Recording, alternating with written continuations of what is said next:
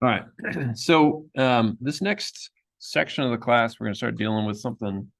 We do something called filters. We've talked about, what's needed for a filter, but a filter is basically a type of circuit that selects certain frequencies and rejects other frequencies.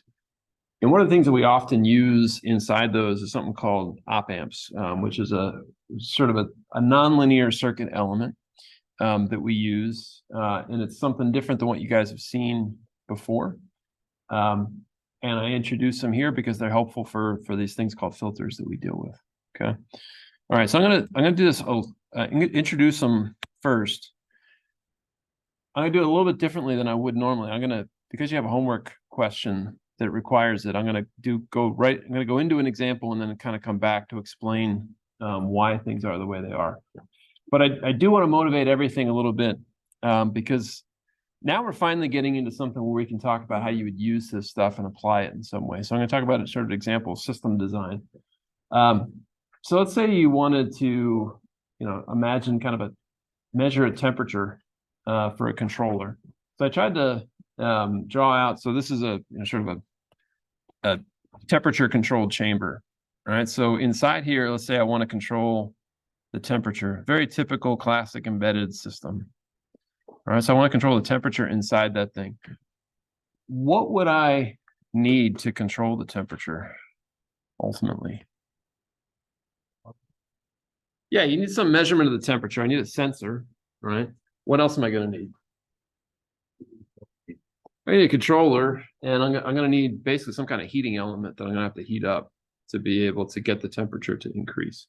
And if I'm trying to cool it down, then I'm going to need some way of getting, heat out of it. It means I need some kind of a heat pump of sorts, right? But I'll deal with just trying to heat it up, right? So basically, for me, what the system would look like, any modern version of this system, you would have what I write as a mu-C. What's a mu-C? Microcontroller, right? There'd be some microcontroller that would take inputs. So it would take some kind of a set point somehow, from a user, some sort of a temperature set point. Now, what would that microcontroller do? Well, the microcontroller would ultimately communicate with some sort of a power amplifier. All right, now what the heck's a power amplifier? Sounds like it amplifies power, right? Basically, what it's going to do is somehow a microcontroller is, anything about a microcontroller, and you may not, a lot of you probably do. Microcontroller basically is it's a very low power device. All right, it can output voltages like from 0 to 5 volts or something like that, but not a lot of current. So I need some kind of a device that can translate commands from a microcontroller to high power commands. And that will go somehow to a heater. So if I say a heater, what is a heater? The resistance, right? Most likely it's a resistance of some kind, right? I put a high voltage power supply that's capable of putting out some real current onto a heater, and that somehow goes into this box that I have here. And then I monitor the temperature inside that box. All right. So what I have to have is some kind of a sensor. That sensor is going to convert a temperature somehow into a voltage. All right. So there'd be some sort of feedback going on. There'd be a voltage. So the temperature would go to a voltage. And then typically what I'm going to have after that is what I call some sort of signal conditioning.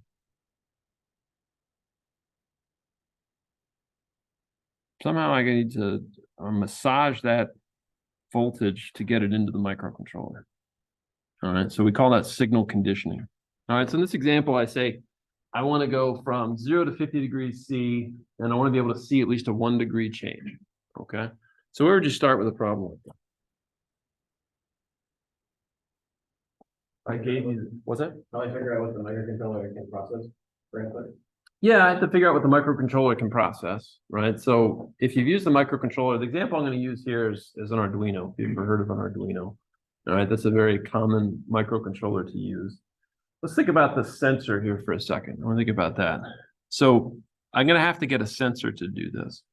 So an example sensor that I might use would be something like this. So I pulled from a data sheet All right, this is an LM35. So it's a device that has 3 pins. And what it does here is, it's very typical for what I would see for a sensor, right? What are 3 pins? If I looked in the data sheet, I'd see more about it. But basically, there's a power pin and a ground pin. So it says here 4 volts to 20 volts. Basically, what I would do is I'd take a power supply and I would somehow hook that power supply to those 2 pins. And then coming out of this thing would be an output. And it says this output here is 0 millivolts plus 10 millivolts per degree C. So if I said to you, all right, this guy, so if you got one of these, I guess I didn't put the image of it here. This guy is basically a little device about this big that has 3 pins coming out of it. Okay, it's black plastic thing with 3 pins coming out. The output there says 0 millivolts plus 10 millivolts per degree C. And if I looked at this thing, there's a circuit model for what's inside of it. Let me ask you, what do you think the circuit model would be for what's inside of this thing? Pattern. Not, yeah, I mean, no, not quite. I mean, it's a decent line of thinking, right? If I look at this thing, it's giving me a voltage and its input is temperature. It's measuring the temperature and it's giving me an output voltage, right? So if I measure a temperature is my input and then a voltage is my output. Voltage source, a dependent voltage source, right? So I said, dependent voltage source is a very typical thing to use. It's a model. If I looked inside of that thing, there'd be all kinds of transistors and stuff inside of it. All right, it's a very complicated device. But I could think of it like this. It outputs for me a voltage which is 10 millivolts per degree C. That times whatever the temperature is the voltage that I would get right there, right? So it's a temperature dependent voltage source, but it's a reasonable model that I would get, right? So if the temperature here was 1 degree C, what would be the output of this thing? 10 millivolts, right? Yeah. And if it was 10 degrees C, I would get 100 millivolts, right? So this guy, this very typical sort of device that I would have, right? So if I said I wanted to go from 0 to, this was the spec I had on the previous slide, 0 to 50 degrees C. All right, 0 to 50 degrees C. What would I expect the range of that voltage output to be? The 10 millivolts per degree C. If I had 0 degrees, I would get how many millivolts? 0, all right? If it was 50 degrees C, what would I get? Yeah, I would get 0.5. So the output of this thing is going to go from 0 to 0.5 volts. All right, now the question would be, I gave another specification here. I want to be able to see at least a 1 degree change. So that means, a 1 degree change is only 10 millivolts a change. That's kind of small. All right, now that sounds arbitrary for me to say small. What's small for a voltage? I don't know. What's small for a current? Any ideas? Small for a voltage for me would probably be 10 microvolts or less. Small for a current might be a picoamp. All right, it's a very arbitrary sort of thing. I know enough to be able to give an answer to that question, but you guys probably don't. But how can I really get a handle on that in the context of this system? How can I get a handle on what would be too small of a voltage? All right, so first of all, this guy here is, I drew a voltage source, which means that this thing is ultimately what I would call analog. What's that mean? To say that something is analog. More than 2 outputs, doesn't up in a 0 or 1 or a higher one. That's an interesting way to put it. More than 2 outputs. It's not discrete. It's not discrete, which is to say that it's continuous. Yeah. Right. Which means basically it gives me any number between, so in this case, I don't know what range this guy could give me. It says it's rated from negative 55 degrees C to 150 degrees C. So nominally this guy could give me, I don't know what 150 degrees C would be, a couple of volts, right? Basically, this guy here is an analog device. He will tell me any infinite range of output values or whatever it is that I provide as the input. Okay. What is a microcontroller though? Is a microcontroller analog? No, microcontroller is a digital device, right? So anytime I have a sensor, all sensors are analog devices. If they're sensing something in the real world, there's no such thing as a digital sensor. You might buy a digital sensor, but that means that that digital sensor has some smarts on it that's converting the analog signal to a digital signal. All right, so somehow I got to get the analog signal into a digital signal. How do I do that? How do I get an analog signal to a digital signal? Around, like an op amp or something. So I round, I use an op amp or something. Oh, good answer. I will use an op amp. All right. I would use what I call an analog to digital converter. All right. So what's an analog to digital converter? It's a very simple device, actually. All right. So if I look at the Arduino, right, this is an example microcontroller. The Arduino has an ADC that is 10 bits. And it has a range of 0 to 5 volts. All right, what the heck does that mean? Builds off your rounding idea. Let's say I had a 1-bit converter, very bad converter, but let's say it's 1 bit. All right, so let's say it's 0 to 5 volts in 1 bit.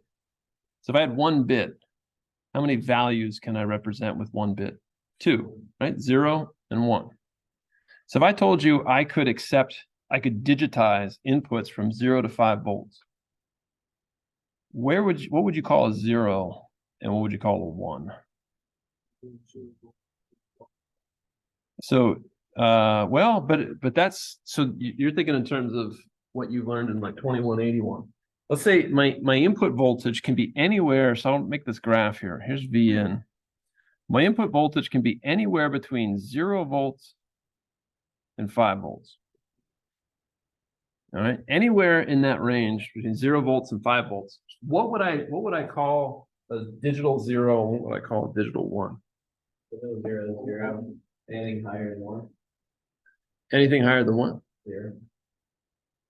0. So my range is 0 to 5 volts here. Probably 0 to 2.5.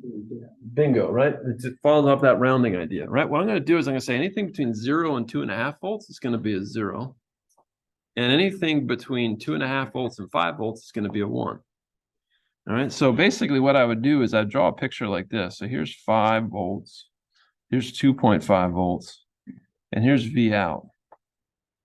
And I basically would say I'd make this mapping that looks like this. This is a 1. This is a 0, obviously. Any input I get between 0 and 2.5 volts is a 0.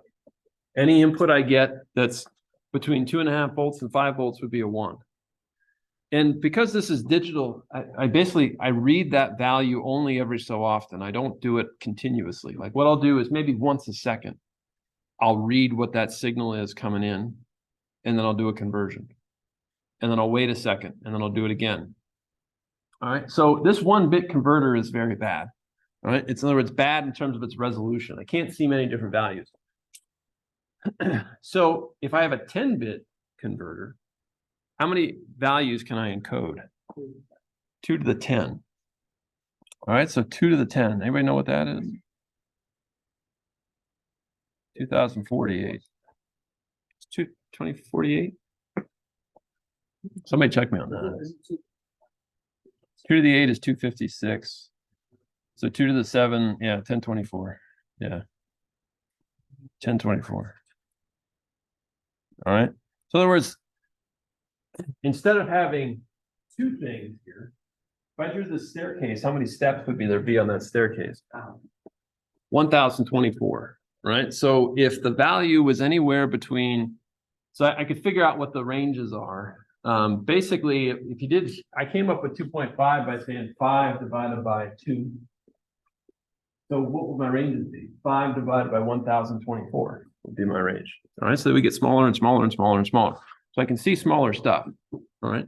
Now, I don't want to get too lost in the weeds of that. It's not too complicated to understand, but it's a little bit beyond what we need to understand. The important thing is very often when I make a real system, this is what I need to do. I need to make an interface to something like a sensor.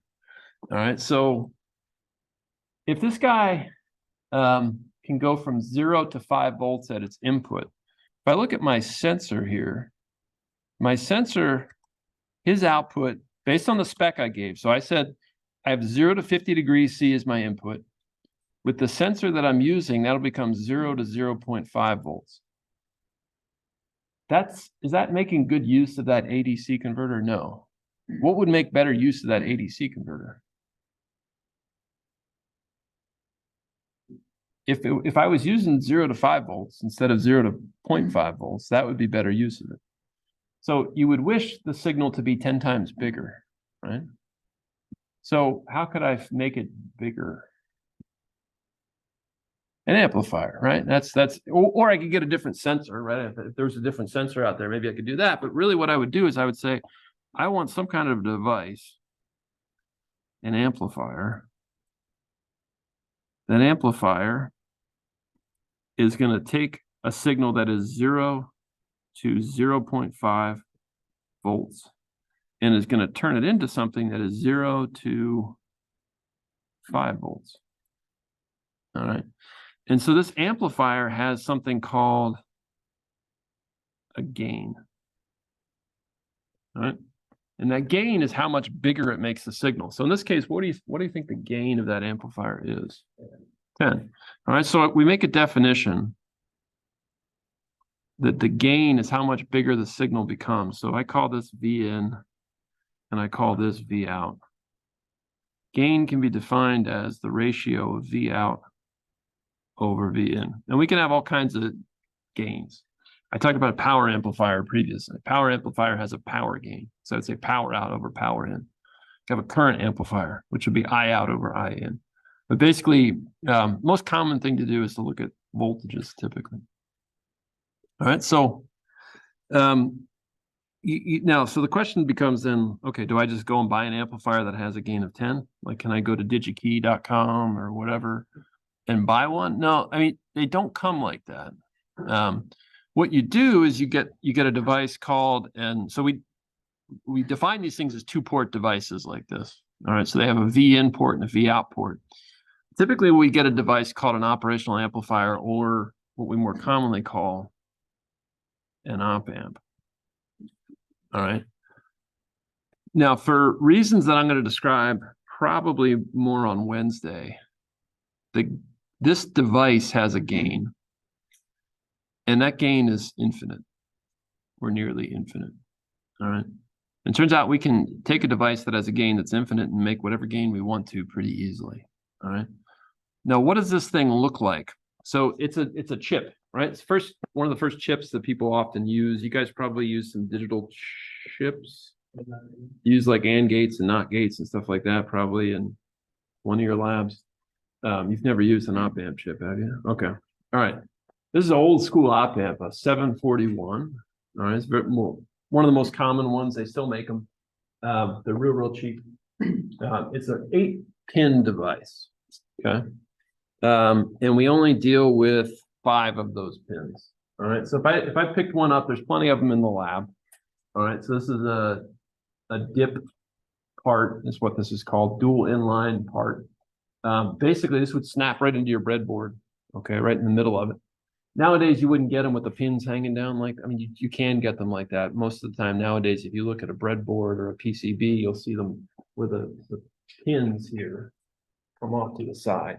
Usually they're surface mounted, but these guys are still common. You guys have them in the lab.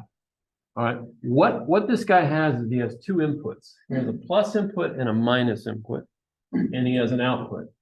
And the important thing is I also have to power this thing up. Okay, this guy is making a signal come out that's bigger than the signal that came in.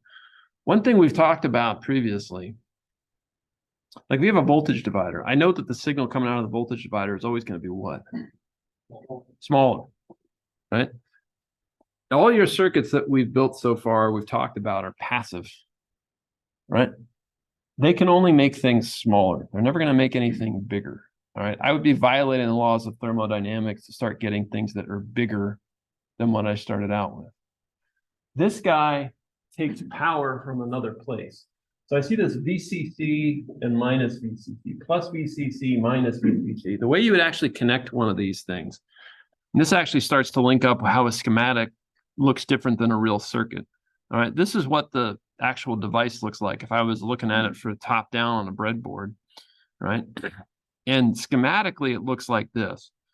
So I'm not sure how well you guys can see it with the lights from where you're sitting, but what I see right here is that pin 7, that's this one right here. This is pin 7.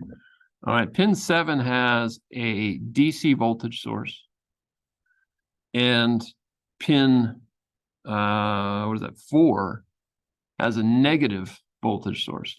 And typically, they're called VCC and minus VCC because they're typically the same value. All right, and very often it can be any number of different values, but you know, pretty common to use, say, 12 volts or 15 volts, something like that. All right. So, you know, if you look at those power supplies you have in the lab, they have a plus and they have two outputs, right? There's a plus and a minus. This is why. Typically, you give these things a plus and a minus power supply. All right, and you would wire those up. Now, inside of this device is an ugly sort of thing. There's ultimately, I think, in a 741, something like 23 transistors that are inside of it. All right, and then there's, so what's a transistor? A transistor is a simple device. It's a 3-terminal device. We're not going to talk about them. All right, they're basically a switch. They're basically just like a light switch, right? A light switch has 2 terminals inside the wall and then a control terminal that you can flip. Transistor is the same thing. It's got 2 terminals and a control terminal that you can flip, right? It's just that control terminal is electronically controlled and not controlled by your hand, okay? But it's a fairly simple device, right? Without modeling any of that sort of stuff, you'll talk about that in electronics too, that type of device. Without modeling any of that sort of stuff, we actually can use these things fairly easily. All right, there is a model for them. And the model I'm going to get to here in a second for what this guy looks like internally. So it's got we've got basically 3 nodes that matter here. So what I've shown here is I have a node right here. I have a node right here. Those 2 are my inputs. So there is one input at what's called the plus terminal and one input at what's called the minus terminal. And then there's the output, right? Those are the only 3 we're going to worry about: the plus input, the minus input, and the output. All right. We're going to deal with those. And so the model that I'm typically going to deal with is this guy, right? Now, I'm going to, like I said, I'm going to come back to describe these 2 rules here, but I'm going to basically, for right now, use this model.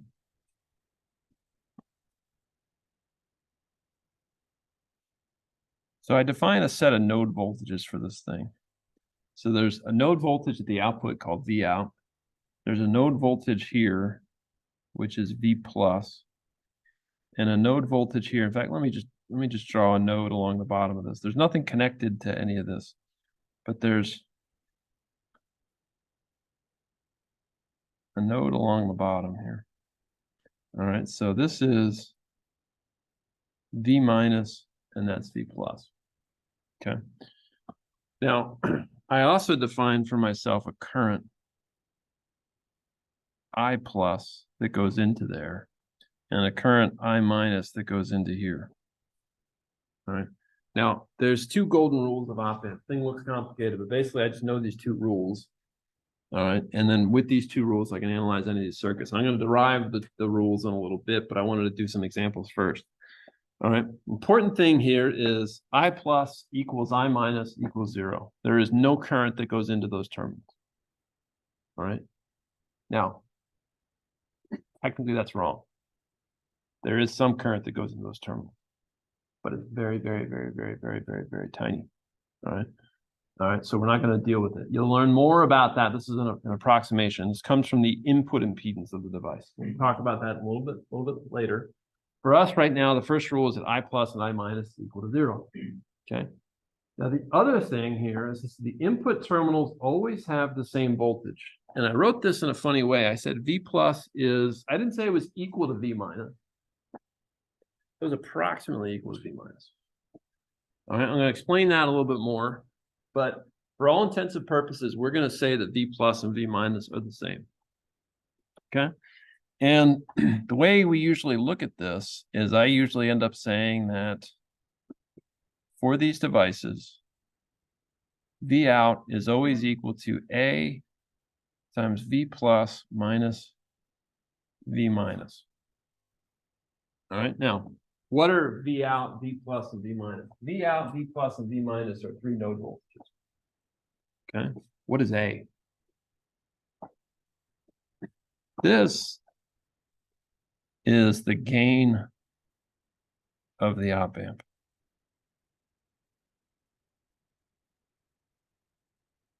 All right. I'm going to explain that a little bit more in a little bit. The important thing for us right now is this picture right here. I got V plus, V minus, and V out. And I've got these 2 rules. I plus and I minus are always equal to 0. V plus and V minus are always equal to each other. They're not always equal to 0, but they're always equal to each other. All right. Yeah. So in this case, is V plus and V minus, like let's say it's 12 volts, so is V plus 12 volts and then V minus is minus So 12 V volts? plus and V minus are whatever the circuit tells them to be. Okay. All right, which we'll get to. Now there's 2 other pins that we worry about. So basically what I've defined 3 of the pins. V plus, V minus, and V out. Now, the other 2 pins that we don't typically draw are basically here. The plus power pin and the minus power pin. We don't usually draw them because the op amp doesn't do anything if we don't power those up. All right, so we usually, from the circuit operation perspective, we don't worry about that too much. Okay, all right. So I want to use that in an example circuit. Now I'm going to come back and derive those rules, but I'm going to start here with this picture because I don't actually, to be honest with you, if those rules are true, right? If you take my word for it, we'll derive them in a second. But knowing those 2 rules, I can figure out how this circuit works without knowing anything really about how that op amp works. Okay. So I'm going to analyze this thing. What I want to figure out is my input is VS. My output is V out. So what did I say? So back to like scratch the record for a second. What am I trying to do with this whole thing? What do I want this thing to do? Amplify voltage. And we said, what's the key metric for the amplifier? Gain is, yeah, we want, and in my example, I wanted the gain to be 10, right? So the key metric is gain. So in this case, my input, so VS right there, VS could be basically as a voltage source, right? VS could be, I could be a model for my sensor, right? I'm thinking of my sensor as a voltage source, right? So that V sub S could be my sensor that's going from 0 to 0.5 volts. And V out is my output that's going to go into the microcontroller, right? So my gain in this case would be V out divided by V sub S, right? Now I want that to be 10, all right? That's what I'd like for it to be. What I want to see is how I could do that with this particular circuit. All right, so let's see if we can figure that out.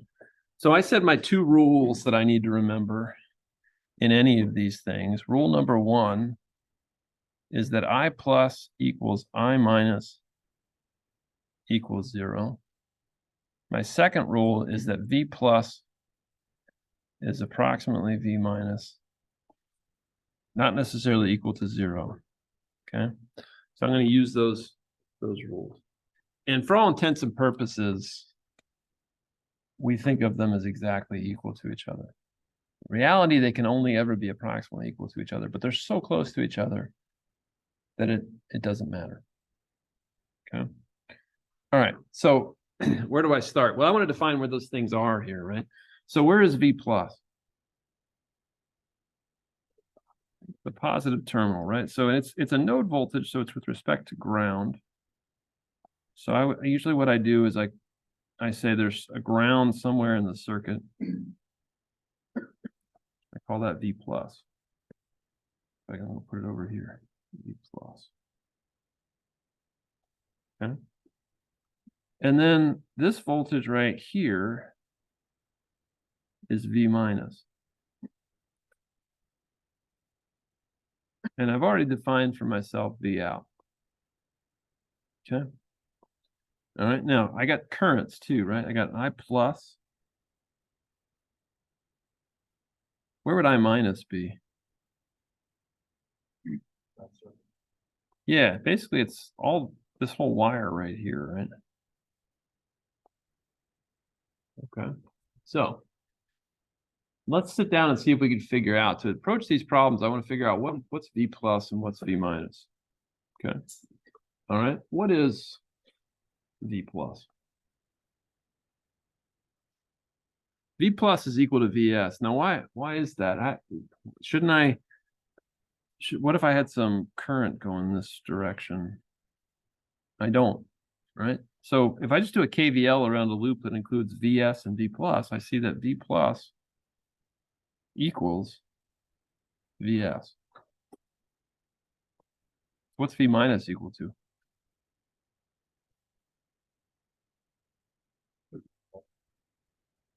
Equal to Vs. V plus and V minus are equal to each other. Okay. Now, that I just wrote by fiat, right? I've got these two rules, and both of these rules are correct, right? So I just wrote that down. Circuit analysis would tell me more, though, right? Wouldn't it looks like V minus there, that node voltage, somehow should be related to V out, shouldn't it? How would V minus relate to V out?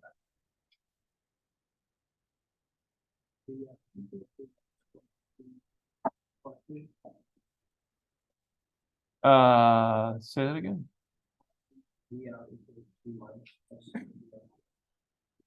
Yeah, all right. So you're talking about in terms of whatever the voltage drop across R2 is, right? Yeah. So when I look at this, first of all, how much current goes through this branch right here? 0. All right. We said the current into the plus terminal and into the minus terminal is 0. So V minus is the same as the voltage across which resistor by KVL? There are two resistors, R1 and R2. Same as the voltage across R2, right? If I do a KVL around this loop right here, I see that basically the voltage across R1 and the voltage across R2, voltage across R1 and V minus is the same. All right. So what's true about the current in R2 and in R1?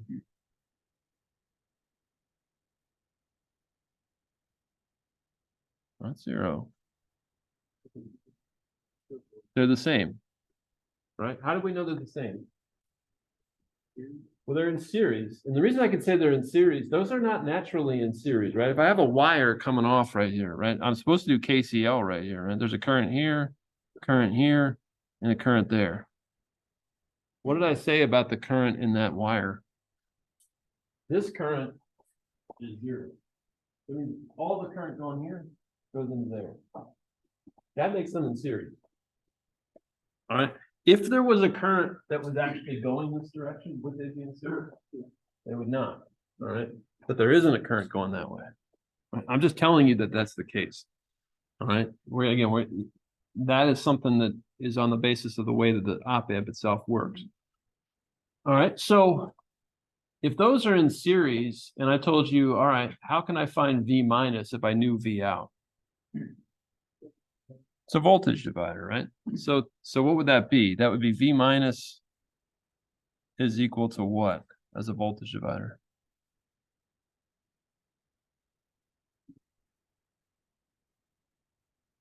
V out. Yep, V out times R1 divided by R1 plus R2. Now I basically have two things here. V minus is equal to Vs, and V minus is equal to V out times R1 over R1 plus R2. So can I say this? So we said V plus was Vs. V minus has to equal V plus. So that has to be Vs. And then we also just said that V minus has to be V out times R1 over R1 plus R2. Like that. So I've got two statements for V minus, right? I've said that V minus is equal to Vs, and it's also equal to V out times R1 over R1 plus R2. Like that. Okay. So get that out of the way. So what was I looking for? Well, I was looking to define this thing called the gain. Right? And the gain we said was the output, so V out, divided by the input, V in. Okay? How do I approach that? Don't I have the gain right there? I have Vs equals V out times something. If I want to get the gain, what do I want to do? I want to figure out what is V out divided by my input. And I just to be clear, my input here in this case is V sub S. All right. So how can I rearrange that to solve for the gain? Yeah, so divide both sides by Vs is the first thing I would do. So I would have 1 equals V out divided by V sub S times R1 over R1 plus R2. And then multiply both sides by the inverse of that resistor combination. So this becomes V out over Vs equals R1 plus R2 over R1. I said a voltage divider, the output of a voltage divider is always smaller than the input. In this case, what I did was I flipped it, which means it always can be bigger. Okay. So let's say I wanted to get a gain of 10 in this case. All right. So my example, I wanted to get a gain of 10. So what I just did was I said this circuit that I built has a gain that's R1 plus R2 over R1, and I need a gain of 10. So how would I do that? I'd set 10 equal to R1 plus R2 over R1. How many equations do I have?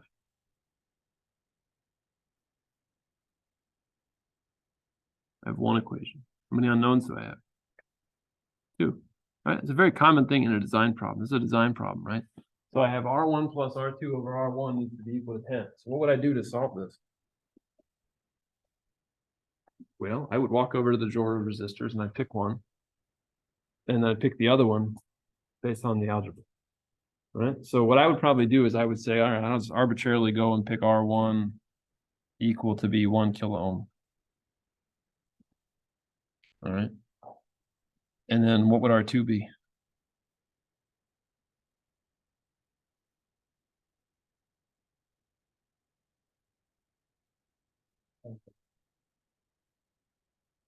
It would be 9 kilo ohms. Right. I would just get that from algebra, right? So I would have basically if I did that, right? So one of these things I go and arbitrarily pick. Right. I walk over to the drawer, I get a 1 kilo ohm resistor. So when I do that, I would get 1,000 plus R2 over 1,000. If I do the algebra, R2 would be 9,000. Okay. And I'm skipping the algebra because what I see, and I think it's the reason why he said 10,000. 1,000 plus 9,000 is 10,000. Right? That would be 10. So I'm not doing the algebra right. I know what the answer is because I know the top has to be 10,000. Right? That's a typical design problem that you would have, right? And so and again, one of the things that you don't understand probably is why the hell did you choose 1,000? Why not choose 1 and 9, right? But 1 and 9 would be a really bad choice, right? Now I know that for other reasons that we're not going to get into. Typically, these guys are going to be in the thousands or tens of thousands of ohms. All right. If I had small values, let's not talk about that. All right, because those are things that are above your level at this point. What you need to understand is what I just did right here, right? That's the level of analysis I need you guys to do and to be thinking about. Okay. All right. Now, if you look at the problem that you guys have on the homework, this is what, so I need to get into talking about the, where this all came from. I'm gonna do that on Wednesday. But the problem that you guys have in the homework is another amplifier. In this case, it looks like this.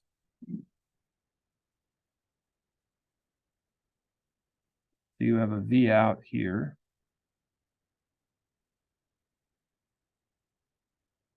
And I have a resistor here. And I have a V in right here. Okay. Now, this is, I don't know what these guys are. They have, let's call this R2. Let's call this R1. And let's call this R3. All right. Now, I just wanted to talk about this for a second. What do I ask you to do? I ask you to find the gain in that particular circuit. So what is the gain with respect to the way that I wrote this here? How would I define the gain? It's the ratio of two voltages. Which two voltages would it be?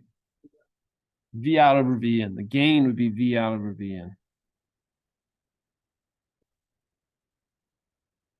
And there's a whole chapter in Zybooks on op amps, so you want to read it.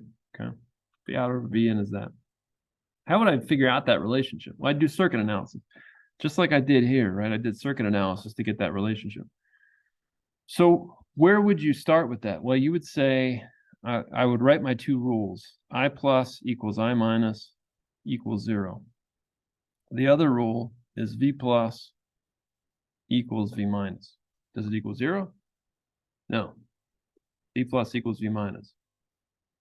And to be clear, V plus always equals V minus, not necessarily 0, although it could be 0. All right. In fact, it is 0 here. All right. Now, how would you solve in this particular case? In this case, I would use nodal analysis, right? Turns out that I know one of the node voltages. I know the value of one of the node voltages. So V minus and V plus. Which two? So what I always do is I always look at the circuit and I say, one of the node voltages I can probably figure out from just looking at the circuit, and then I can set them equal to each other. Okay. Which one can I tell from looking at the circuit? V plus. V plus. V plus is equal to 0. V plus is equal to 0. How do you know that V plus is equal to 0? There is no current. In fact, let me make it simple for a second. Let's just say I tied that to ground like that. Which is a common way of doing it, right? If I have that, clearly V plus is equal to 0, and I would say V plus equals V minus equals 0. The first step of any of these problems is to define V plus or V minus. One of the two of them I should be able to define from looking at the circuit. Then what do I have to do? Then the next step for me is basically to figure out, okay, how do I do circuit analysis to relate V out, V in? All right. Nodal analysis is what I would do. And what do I know that this node voltage is right now? This node voltage is basically ground. All right. So I can do nodal analysis and I can say the current here and the current here, I can write a KCL at that node to do the analysis. All right. That's how you guys should approach this problem, is to do a KCL right there at that node. Okay. All right. So it's fairly straightforward. I mean, so these really aren't hard. They're different to you, but basically it all starts with, if I know these two rules, and then I remember that basically the steps for solving these problems are basically identify which of the terminals you can figure out from looking at the circuit, it's V plus or the V minus, and then do your circuit analysis to relate those two things to the output voltage. That's the approach. Okay. Now we're going to go through and, so I got a picture of a car and I'm about to pontificate about how it is that that these rules are true. V plus equals V minus, right? And I'm to be clear, in this case, they're equal to 0, but in general, V plus equals V minus. Okay. All right. I plus and I minus are always equal to 0. All right. So we'll deal with those and, where they come from and some more examples of these things in the next couple of lectures. All right. So that's it.